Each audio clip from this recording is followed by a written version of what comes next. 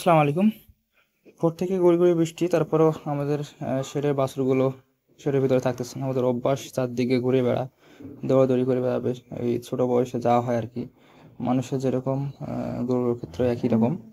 তো এদিক সেদিক তারা ছোড়াছুড়ি দৌড়াদৌড়ি করে। তো বৃষ্টি হলে আমাদের একটু সমস্যা হয়ে যায়, যদি বা বৃষ্টিটা কম, গুঁড়ি গুঁড়ি বৃষ্টি। যদি বৃষ্টিটা খুব জোরে আসতো তাহলে খুবই সমস্যা হয়ে যেত, কারণ এই গোবরগুলো আছে, এখন এই গোবর ফলাইতে হবে, গরুকে খাওয়াইতে হবে, গরুর জন্য ঘাস কাটতে হবে। মানে সবসময় ভিতরে বাইরে যাওয়া আসার মধ্যে একটা থাকা লাগে, সেটার ভিতরেই তারা সব কিছু না, গরুকে খাওয়ানো থেকে শুরু করে আরও আমাদের অনেক কাজ থাকে। শেডের থেকে থাকে, মাঠের কাজ থাকে, বাড়ির কাজ থাকে। সব মিলিয়ে বৃষ্টি হলে একটু সমস্যা, যদিও বা বৃষ্টিটা দরকার ছিল।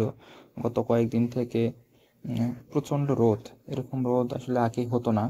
এই রোদটা যেরকম হয়তো দেখা যাচ্ছে চৈত্র মাসে বা জ্যৈষ্ঠ মাসে এই ধরনের রোদ হতো, কিন্তু দেখা যাচ্ছে যে এখন এসে অগ্রহায়ণ আপনার সে কার্তিক মাসে, আশ্বিন মাসে এসে যে এরকম গরম হবে, আসলে এটা কল্পনাই আমাদের ছিল না।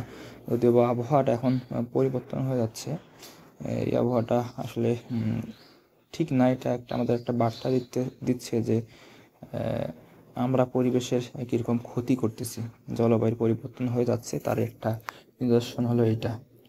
যাই হোক, বৃষ্টি হচ্ছে, সব কিছু নিয়ে